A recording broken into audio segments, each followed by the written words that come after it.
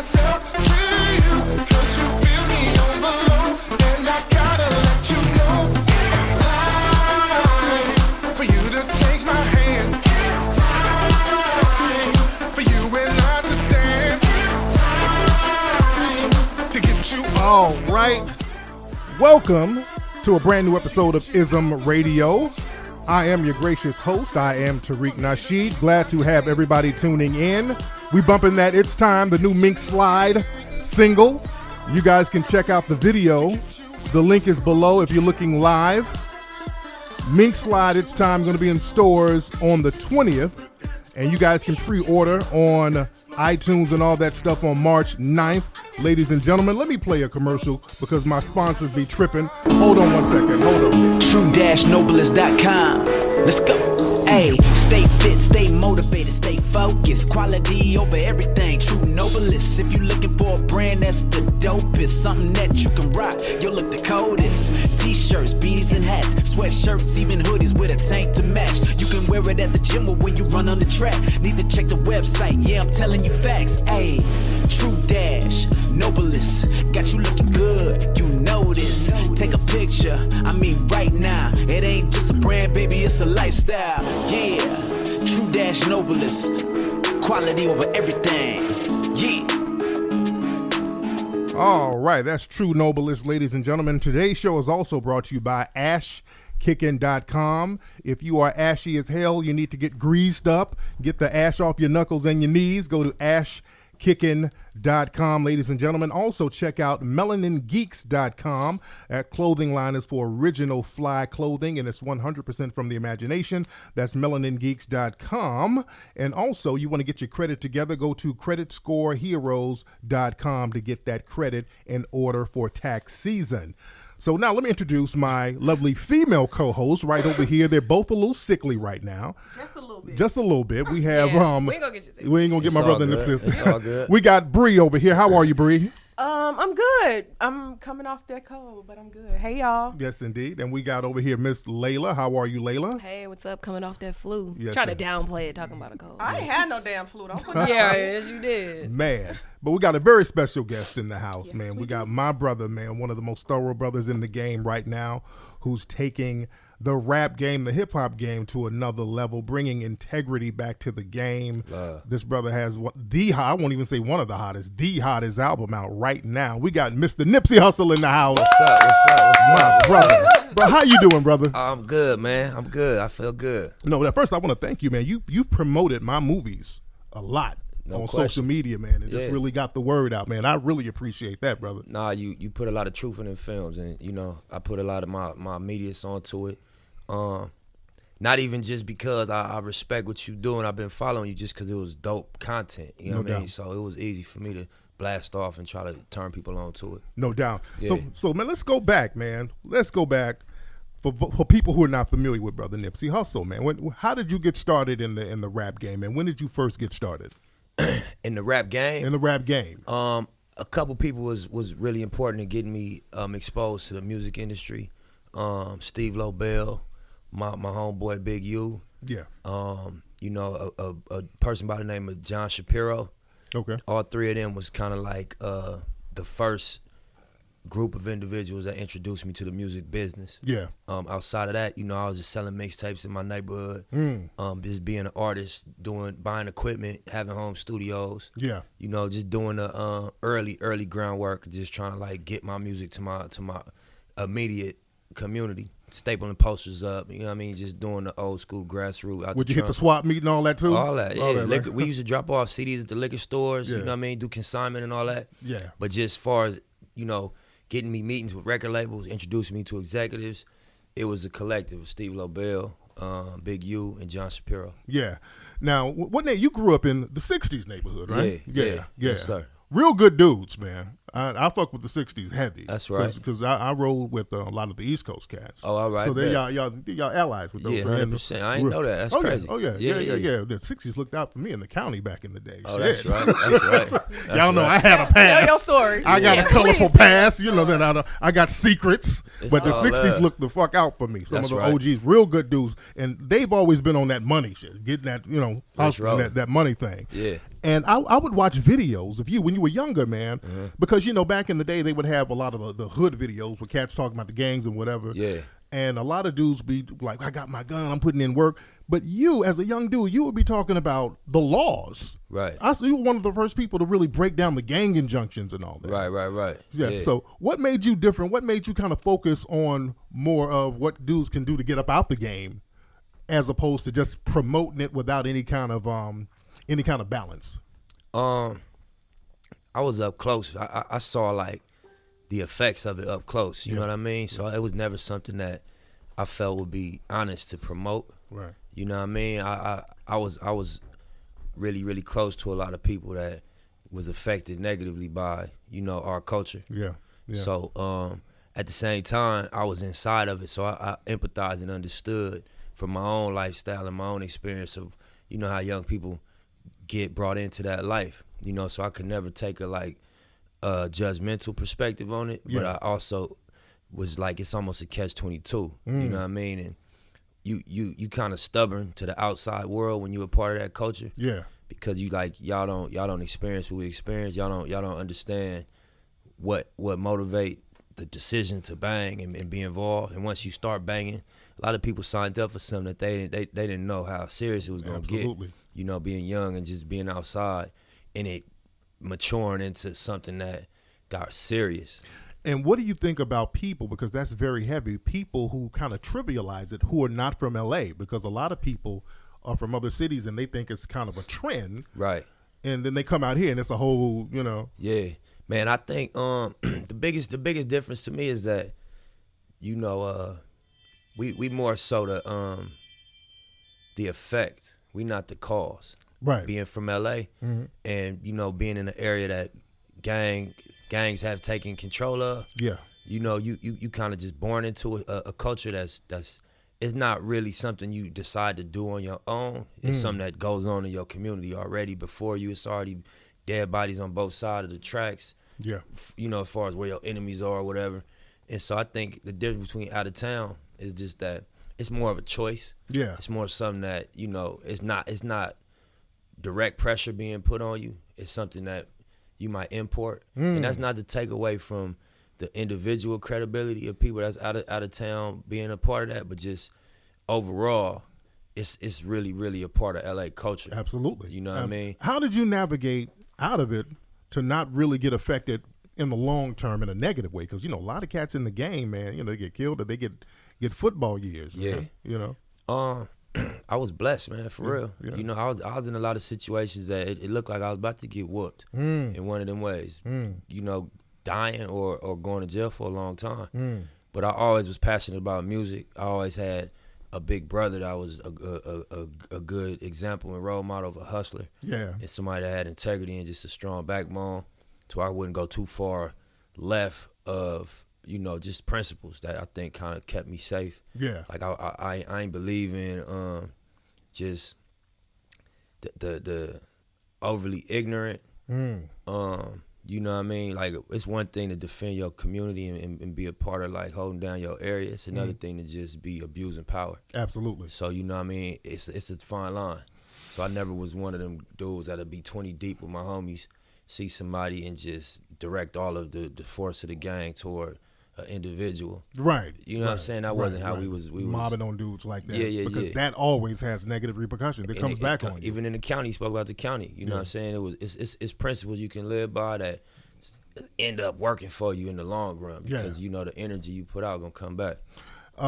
You get a lot of respect from rival sets all over LA. Why do you think you get that certain level of respect where a lot of rappers, they can't move like you move? Right.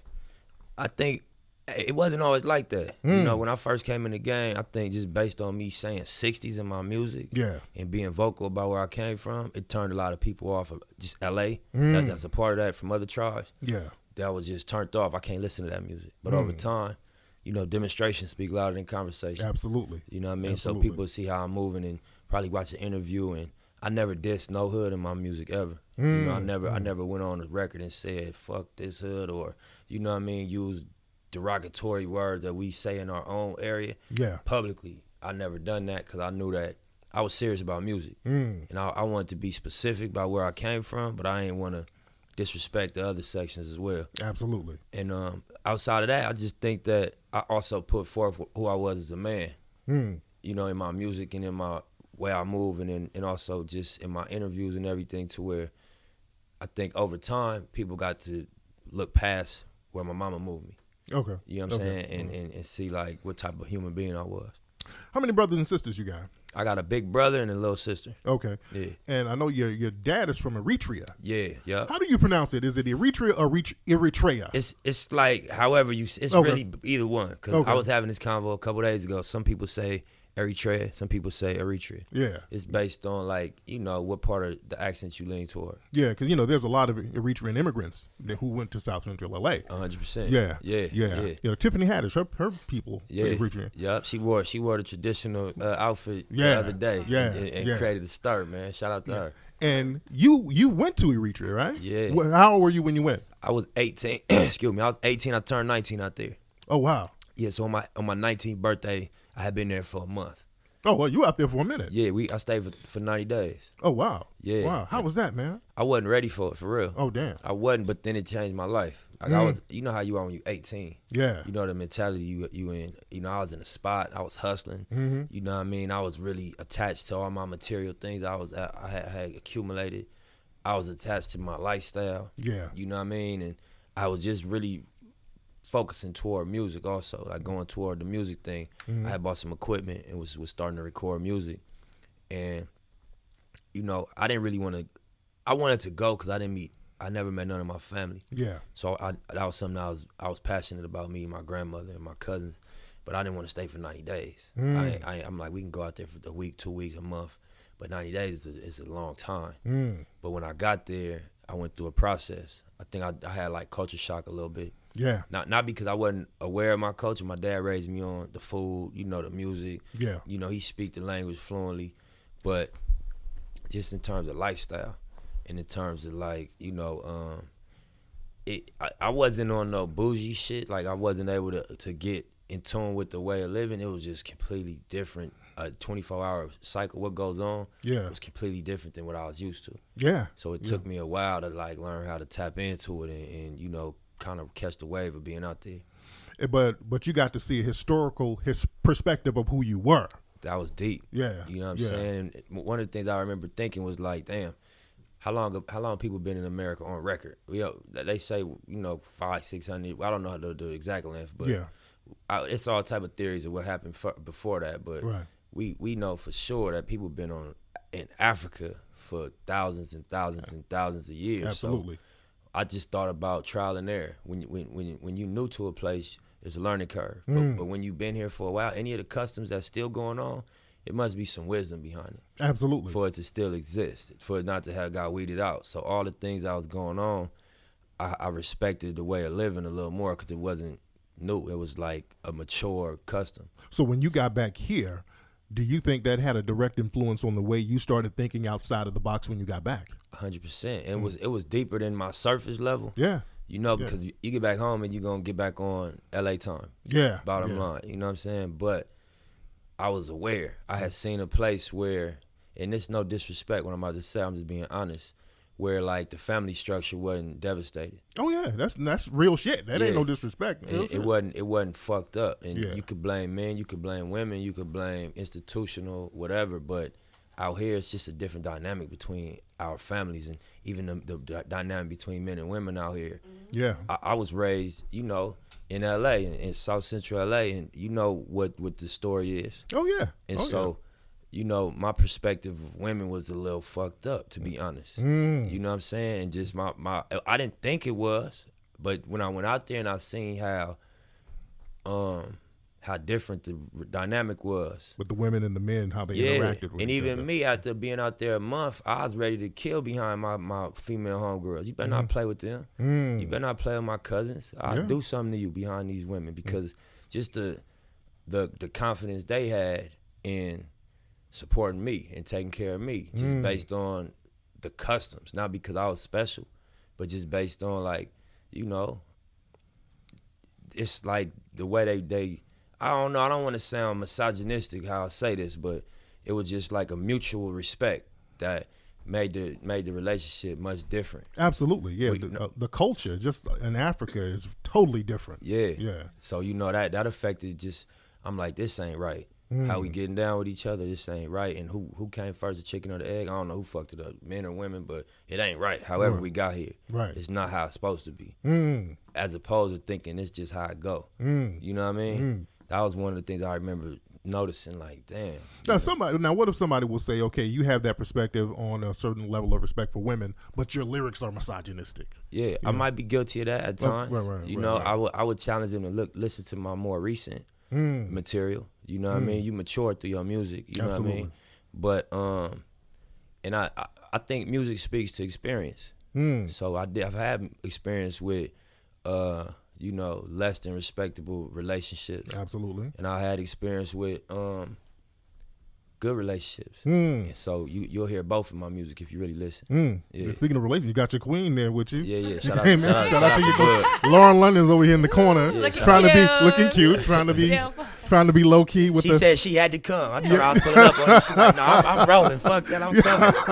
I ain't blame you. I said, I bet you Lauren come. I don't blame you, girl. That's right. No doubt. Roll with your man. Yes, brother. So you've been in the LA game. Did the people from Death Row or anybody from Dre's camp ever try to holler at you? Man, you know what's crazy, bro?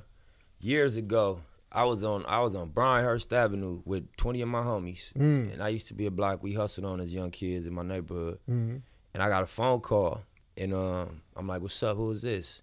He like, "Man, what's up? This Angelo Sanders. I'm A&R at Aftermath Records. Like, I heard you got some dope music. Could you pull up on me?" And I thought I was signing to Dr. Dre that day. I'm like, hell yeah, I pull up. Where you at? I'm coming. So I pulled up on it, you know what I mean? And I sat and played what became my first mixtape, Bullets Ain't Got No Names, Volume 1. I played a lot of that music for him, and he was like, I feel what you're doing. I'm going to bring this to Dre. And so, you know, I start popping and telling my homies, man, we about to be signed to Dre. It's cracking.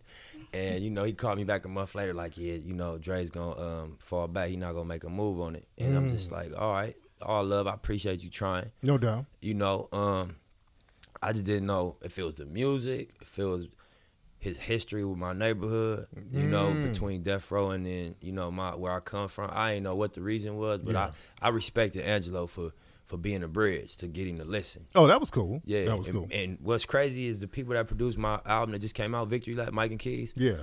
Years later, that was managed by Angelo. Oh, wow. And we ended up in the studio every day together, working side by side, and you know, it came full circle. That's what's up. Yeah. What gave you the idea to do that infamous mixtape? How much did you charge? Like $100? So how much was the mixtape? $100. Yeah. A lot of things, man. I was heavy. It was like a fork in the road for my career at that time. You know, it was people had been aware of me for enough time for them to say if he don't make, well, for the atmosphere to basically be, you know, is he gonna just be a name we've heard about and don't do nothing major on the next level, or is he gonna take it to another level? 'Cause right. I think everybody knew I was capable of it. That had been aware of the music, but it just was a kind of a stagnation in my progress. Yeah. You know what I'm saying? And so there was like certain deals that was being offered, and I had done a deal early with Epic Records. Like I said, through Big U, Steve Lobel, and John Shapiro. And now, what year was this? That was in 2007. Okay. 2008, actually. 2008. Okay. A decade ago. Okay. Yeah, for sure. And you know, it went well. You know, I learned the whole process of, you know, breaking an artist. Yeah. Just from my own experience, you know, dropping mixtapes, getting my first song on the radio, first video on MTV, doing interviews for the first time, going on tour for the first time, opening up for Game. But we never put an album out. Okay. And then, you know, after a while, I asked the label to release me because they had to change the regime up there. They brought in a new staff. It's just regular industry politics that I felt like, yeah, I'm not gonna be able to, you know, execute on this label. Yeah. And I went back indie in 2010. Okay. And so from 2010 till 2013, when I dropped Crenshaw, I just dropped mixtapes and I toured. And we branded our apparel and clothing line, the Marathon Clothing. The Crenshaw stuff, we opened our store up. We just did a lot of, you know, administration and foundation work, as well as I continued to drop music, you know, bought a studio, just did a lot of indie foundation laying, the groundwork. Now, what made you get so business-minded? Because you're one of the few people in the game that's really about different businesses. Couple things. I saw who really became wealthy off music, and it was people that built enterprise around that music. You know what I'm saying? And then also, I had been in a situation where I just assume that the business people was gonna run my business and I was gonna be an artist. And you know, nobody robbed me. Nobody did no bad business. It's just like letting other people raise your kids. Yeah, You know what I'm saying? They might eat and go to school, but it's the in between stuff that it's gonna be different. Yeah, because it's your job to be on top of your shit. You know what I'm saying? Because, you know, Jerry Heller used to say all the time, because people would accuse him of robbing the artist, and he would say, hey, look, they signed the contract. That's a fact. Yeah, show where I robbed somebody. That's a fact. You know, and that's real shit. And that's why I became real shrewd with negotiation, because no matter what, the negotiation process is when it's me against you. Once we sign a deal, we got a mutual interest, because we breaking bread together now. But until we sign, what's better for you is worse for me, and vice versa. So I always be wary of them friendly negotiation vibes where it's like, come on, bro, I don't even want to talk to you. I don't even want to get close to you. I don't even want to know you like that. You're going to affect my ability to tell you, hell no, fuck you. Let's do our negotiation honorable.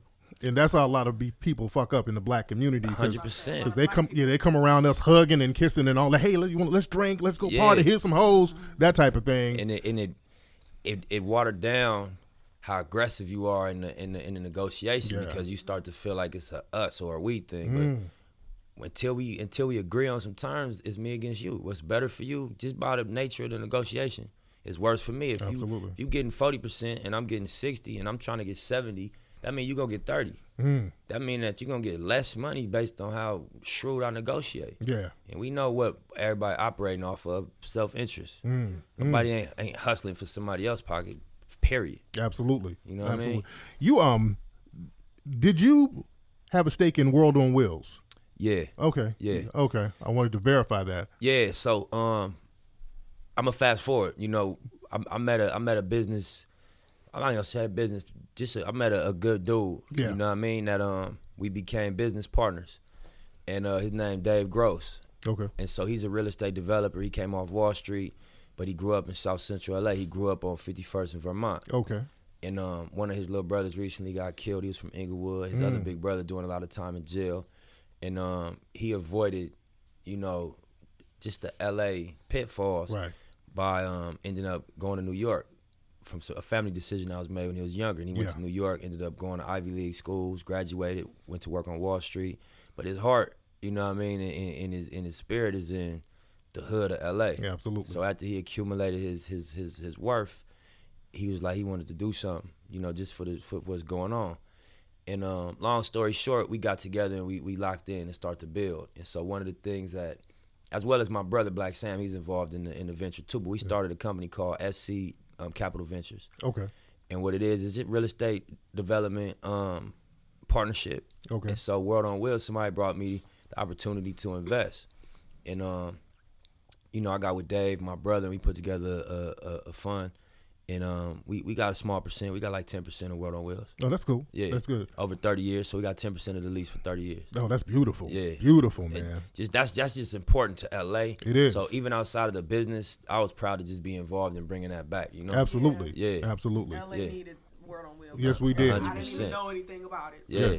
It's doing well too, man. good. Beyonce came through, Jay came through. Everybody. Oh yeah. Fab being there a lot. I seen Drake come through the other day. So yeah. You saw me in there. I seen, make sure we say that. You should have said that Put first. that out there. I'm there Yeah. all the time, you know. So you got the Marathon store that's popping on. Where's the Marathon store? That's on. It's on the intersection of Crenshaw and Slauson. Okay. I don't know if you know where that Quick and Split used to be. Yeah, Right in yeah. that little strip mall right there. Right across from the chicken place. What's that chicken? Louisiana. Yeah. And then next door to the Shell gas station. Oh yeah. Yeah. Okay. Yeah. We actually got the Marathon store. We got a cell phone store in that same parking space, in that same strip mall called Wireless Connection. Oh yeah. We got a stock room that used to be our store originally, but we got a bigger one and we just turned that one into the warehouse with all the product. Yeah. And then we got a fish market called Baba Leo's. We about to open pretty soon. Oh damn. So we got 4 out of 7 of the spaces. With the Crenshaw brand, when did you guys start that?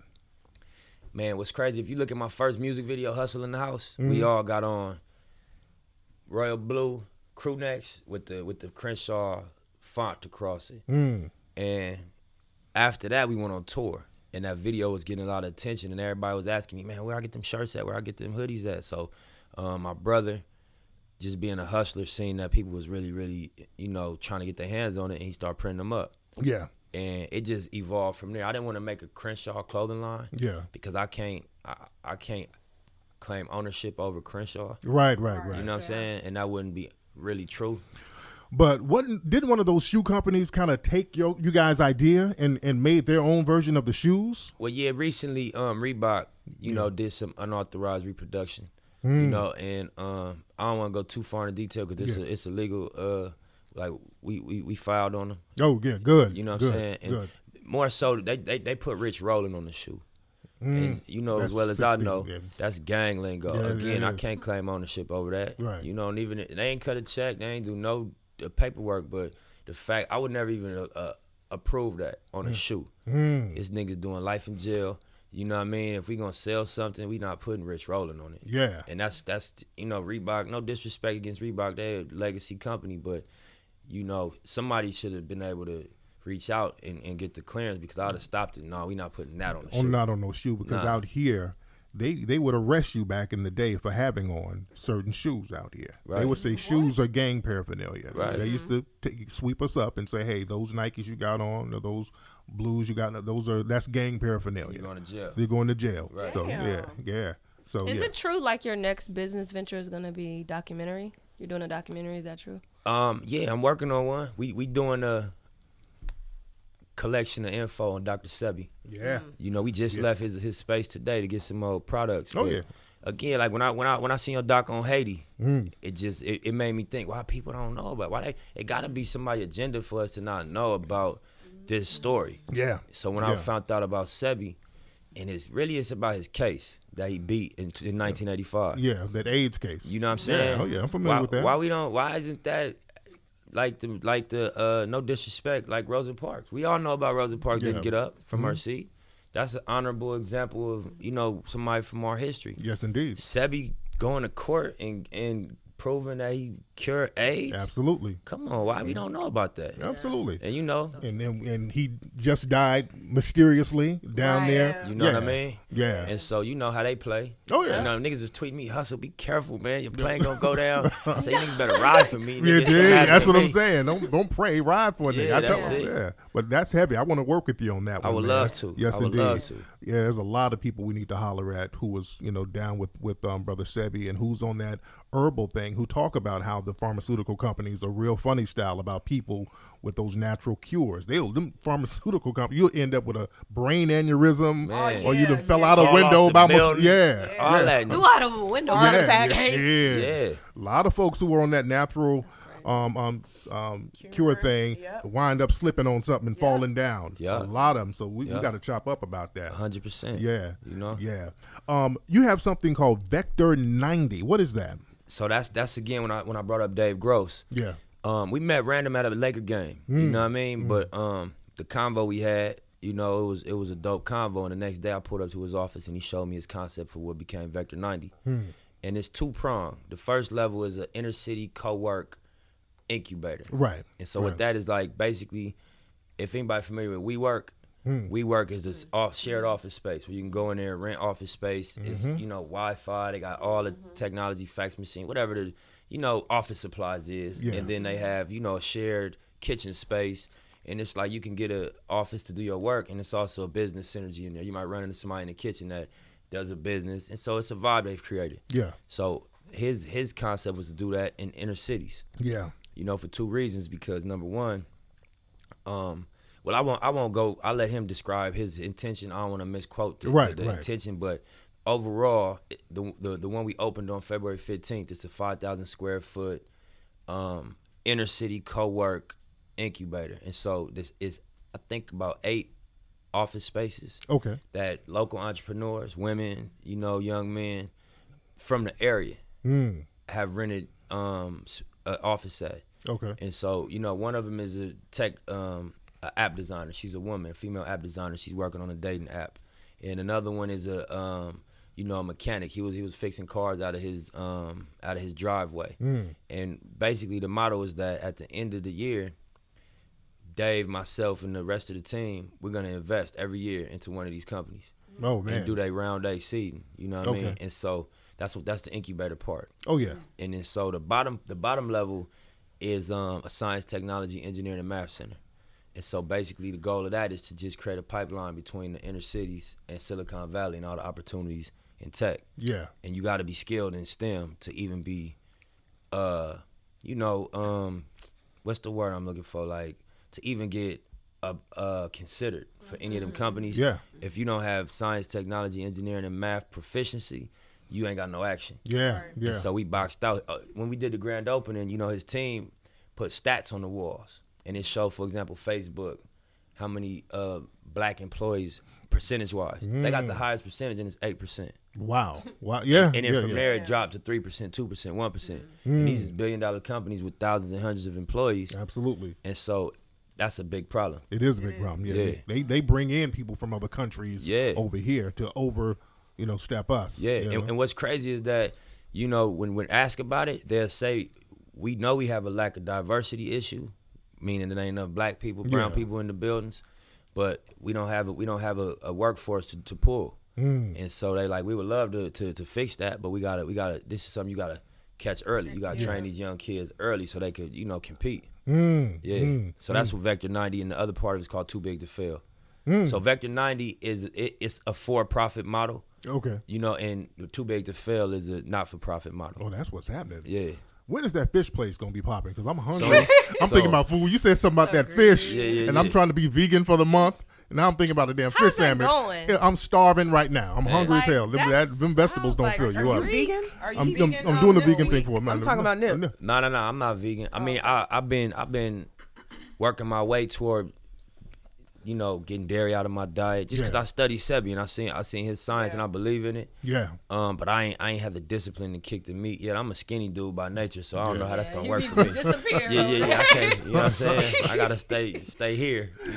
Man, what happened? What was that thing? I saw an interview recently. It was I already know what you're going to say. Which one? With academics? Yeah, academic. What did he do this time? Everybody got some beef with academics. I don't got beef with dude. Yeah. I'm going to call a spade, bro. Yeah. You know what I'm saying? And one thing I get personally offended by, bro, you got young kids that come from nothing, that change their family life, that change their own life, that, avoid death and jail through hip-hop. So I don't like people playing with it. You know what I'm saying? I don't like, I had an issue with Complex that I was very vocal about because I felt they was taking a bougie approach to artists. And my thing is like, number one, only your parents could put their hands on you, right? Because they raised you, right? And they put the love in you. That's why only your parents. That's why you only respect an ass whooping from your mama or your daddy. Right. They did shit to balance that. Fed you, clothed you, taught you right from wrong. So you gonna take the discipline and the critique.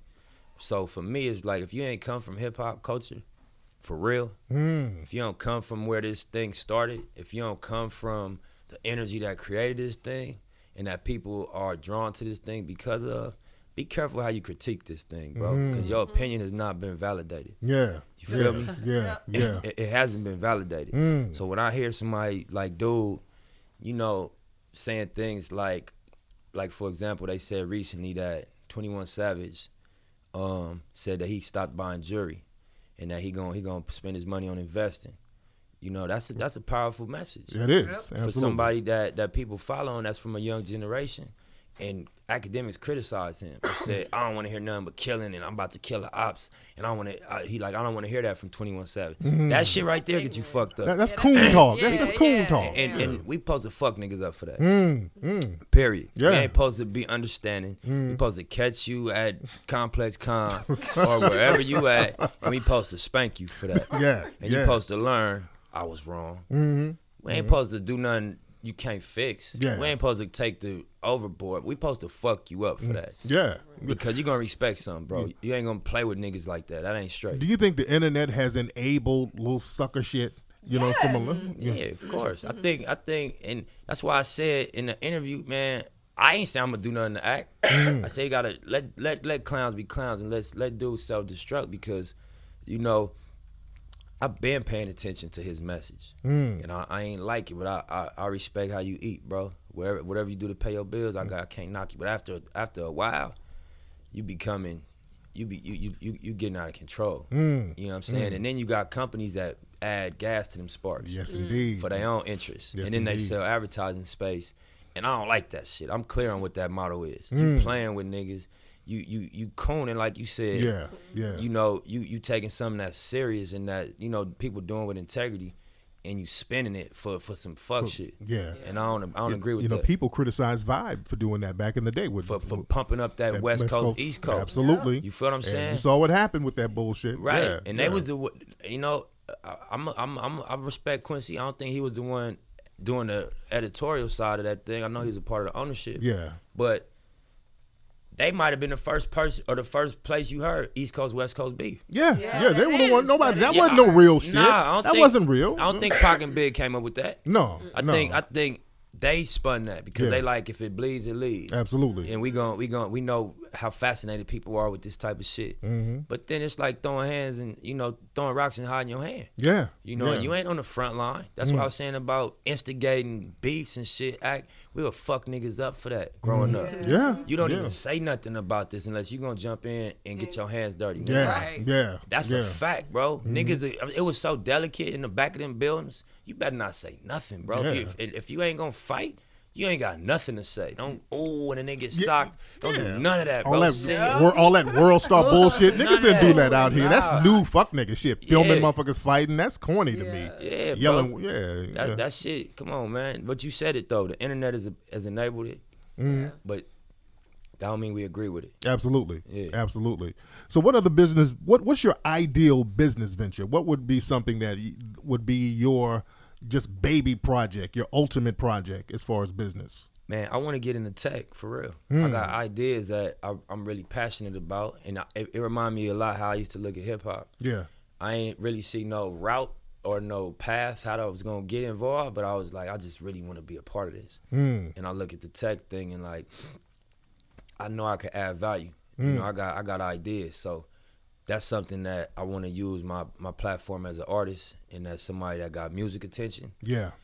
To you know, set the meetings up and have them convos and just do my due diligence and learn also. But I want to end up in tech. I look at it like this. I'm from LA. Yeah. Silicon Valley, an hour flight. Okay. You feel what I'm saying? We supposed to be involved. Absolutely. You know what I mean? And we Absolutely. grew up in the generation of there was no computers at one time. Yeah. And then there was computers. You feel me? And I seen how me buying a computer, getting Pro Tools changed my life. Yeah. And Oh, me, yeah. me learning how to engineer my own recordings impacted my life in a major way. No doubt. So, you know, I want to be involved in that. No doubt.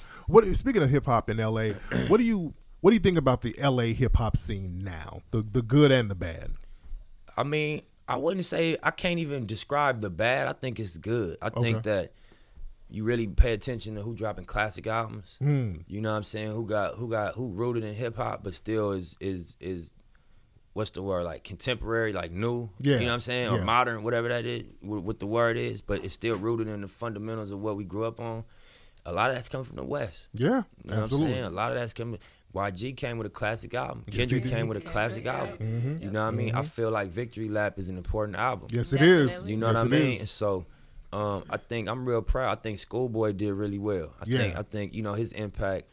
You know, coming from out the Hoovers and being able to become somebody that tore and had hit records and drop, you know, albums that did real numbers. And, you know what I'm saying? That people really embraced his music. You know, Mustard, you know what I mean, was a hit maker. Yeah. Not just a West Coast regional producer. Mustard a hit maker. Yes, he is. Mustard gave pop artists they records. It was a moment, and not to say it's not still a moment, but I'm speaking specifically where you wanted to be on the radio. You pay Mustard a check. He from out of L.A. You know what I mean? His roots go back to the jungles and, you know, to the Blackstones. So, like, it's hard not to see what L.A., you know, the footprint that L.A. has put on hip-hop. And I think it's just growing. Even, man, TDE, Top Dog, coming out to Nickerson Gardens. Yeah. And being, you know, 11 Grammys for Pimp a Butterfly. And, you know what I'm saying, J-Rock being on his third album, you know what I'm saying? It's like I said, Schoolboy and Ab Soul and just what they built. I remember the early stages of that. Yeah. You know what I'm saying? So you gotta salute what the West doing. Absolutely. Yeah. And speaking of LA, and you mentioned the jungle. I went to the jungle. You know there's white people in the jungle. Hell yeah, it is hella white people in the jungle. It's white people in the jungle. Yes. And I'm like shocked. Yeah. Man, what do you think about the gentrification that's going on out here in LA, man? I mean, it's a lot I think about it, for real.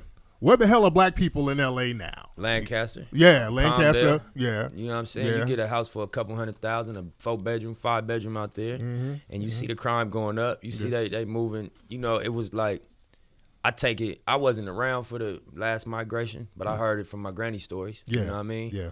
And I think that's what's going on right now. They relocating our people. Yeah, absolutely. From policy. You know what I'm saying? And they building a train down Crenshaw. They spending $3 billion on that development. You know, and that's having an effect on the price of real estate. Yes, it is. They always, when they want to move people around, they start building freeways and train stations. This is the Harbor Freeway. That's what fucked up South Central LA. That turned it into the hood when they built the Harbor Freeway. Right. Central Avenue used to be the shit. Jazz and everything, right?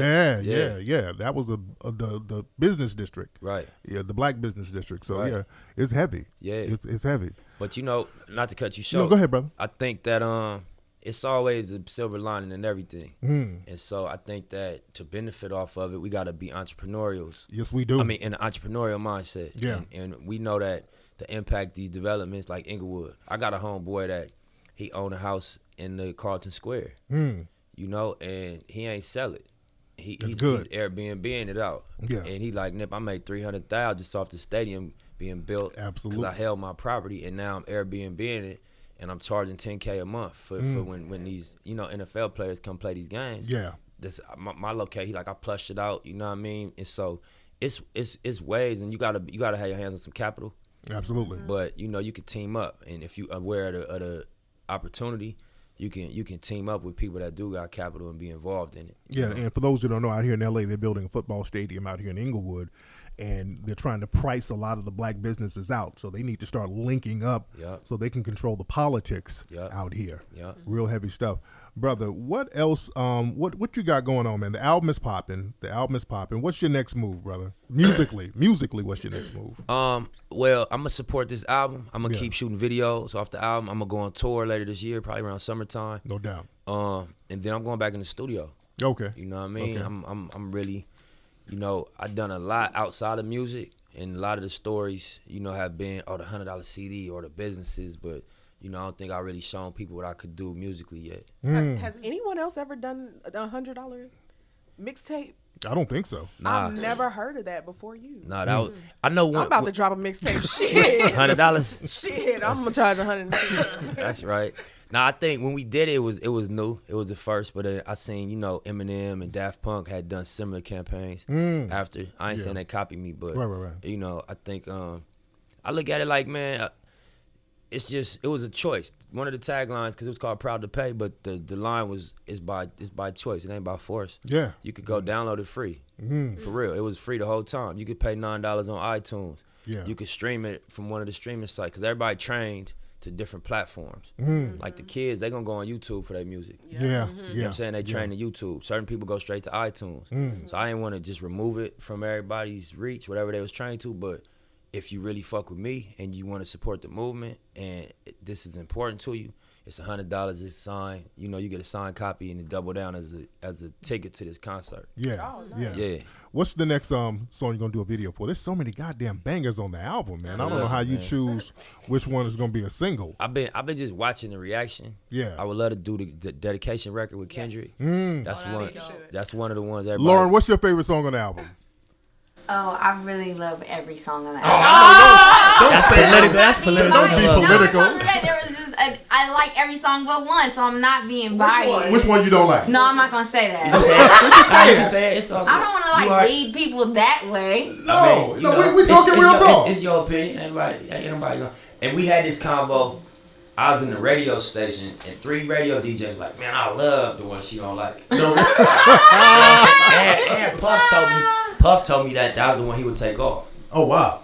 Yeah, so it's like I be trying to understand why certain people like this record and certain people don't. But you know, What's the name of the one with T-Fly? That's the one I really, really like. it's called Keys to the City too. Keys to the City too. I love that one. Yeah, He T-Fly should do went a crazy. dedication. I think the dedication music video would be very just big across the board with just the 2 artists and what they're talking about, and Right. that would be what been grinding all my life. That's your shit. Yeah.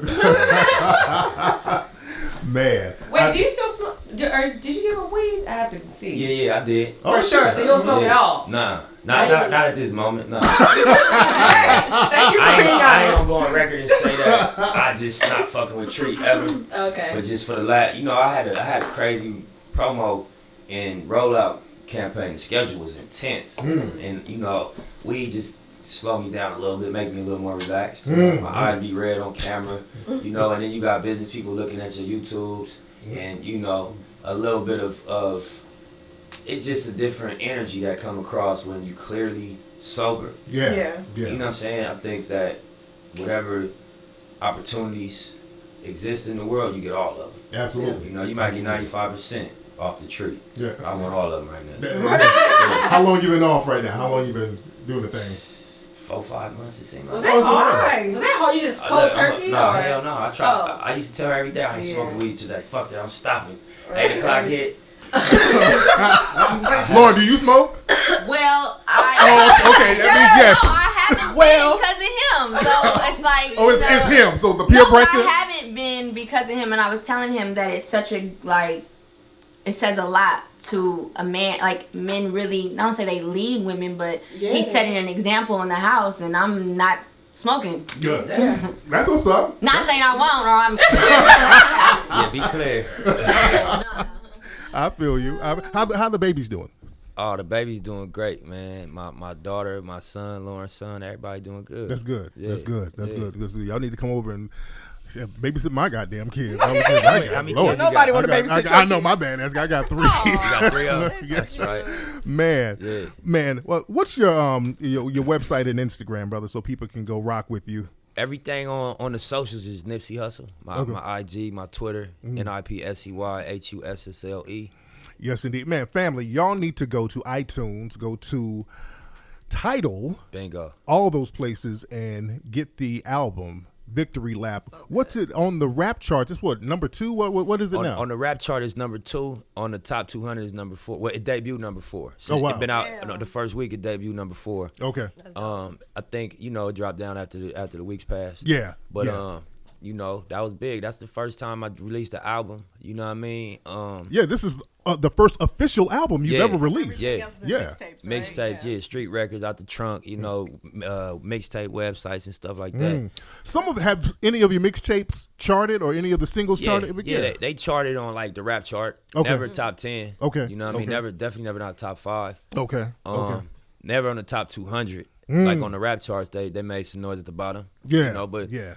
I didn't expect the mixtapes to perform on the commercial level. I expected them to perform on an artistic level and build fans. Yeah. And so, this was the one that we was putting the pressure to perform on. And I learned a lot just with this release. Yeah. This is my first release with my new partners at Atlantic Records. Okay. So we did a partnership between All Money In and Atlantic Records for this the next few releases of mine. Oh, good. And good. so, we all learned each other with this one. I feel like, everybody put their all into it and did a great job. You think because you already had a good following, you were able to go to the table and negotiate a real good deal without these bullshit deals that they throwing? 100%. Yeah. And I was reluctant to even come to the table. So the convo started off with, look, we gonna talk partnerships or just, I'm comfortable never being a household name. I'm comfortable never being the most famous artist in the world. I just want to make shit I believe in and run my enterprise. Absolutely. So we ended up coming to some terms that made sense for everybody. And I did believe that the music had the potential to be global and that the message was important, that should be on the highest platform. So I entertained the convo, and then we was able to come to something that made sense for both of us. Absolutely. Yeah. That's what's up. Man. What about movies, though? Like, I know you want to do the documentary, but any Hollywood? You see who my girl is? Yeah. We need to see you on the screen. Nah, I'm fucking with you. Nah, Together. I got a film that I'm gonna be a part of called 38, and it's a dope concept. It's an urban crime story. It's about a gun, and it follows the narrative of the gun. Damn. Just how the gun went through all these different hands in L.A. and it's gonna be shot on location in L.A. And it's Academy Award winning director of photography. The man that played Spider-Man. The man that played James Brown. That's in. I don't want to butcher my guy's name. It's Chadwick Boseman. Yeah. How you say his last name? Is it Boseman? Boseman. Yeah. Yeah, definitely. He killed Black Panther. Yes, he did. He's involved in it. My guy from Menace is involved in it. Terrain, what's his name? Terrain. Yeah, Terrain. Tyron Turner? Hey, Yeah. yeah, there you go. I hate when I say people's names. I'm bad wrong, with names too, so brother. forgive me, my brothers. Yeah. What I'm saying? Are you a natural actor, or is Lauren teaching you all the acting skills? Really? She my critic though. She'll be like, "You did all right. You did good." Yeah. I'm watching. That's right. Have you taken any classes? Nah, I ain't never taken. I mean, I'm a fan of film, and Yeah. I'm somebody that watch a lot of movies, but I ain't never took acting classes. No. Lauren, you teach him how to emote? No, he has great. Now, acting is just about telling the truth, and Yeah. he's not a good liar. Oh, good. Your girl, no. Lauren, Your girl, for you. no. No doubt. Man, all right, we're going to get up out of here, man. But look, again, we got my man Nipsey Hussle, man. Y'all go get my brother's album right now. Tidal, you get it on iTunes, Google Play, all that stuff. Make Victory Lap. I want this thing to get a Grammy. Yes. This has Grammy what we- potential. yes, When for you listen to Grammy. this is one of the only solid all the way through albums that's hot from top to bottom. None of that filler shit. Right. A lot of songs you have two hot songs and the rest of some shit they did on Fruity Loops. Ain't knocking. Fruity Loops? Yes. Y'all be surprised. A lot of hits got made on Fruity Yeah. Loops. People still make The Yeah. Fruity Loops got some. You can do some hot shit. It's Still all about to this day. Yeah. But some dudes who just using stock sounds, Yeah. and just making some bullshit. This is a solid damn record. It's Thank a you solid for that. record. I appreciate that. No Bro. doubt. And again, we're gonna chop it up about that Dr. Sebi documentary, Hey, brother. listen, man. I would. Your track record with documentaries is you batting 1,000 right Yes, now. sir. So that'll be something that I'd be honored to sit down and chop the idea up with you. Yes, indeed. All right, we're about to be up out of here. Layla, Thank where can y'all. people find you? Miss Slay Lopez, MSLAILOP. Okay, oh Lord. She's still sick, y'all. Look, I was still sick. you took his weed and smoked it. Damn. Okay, let's say it again.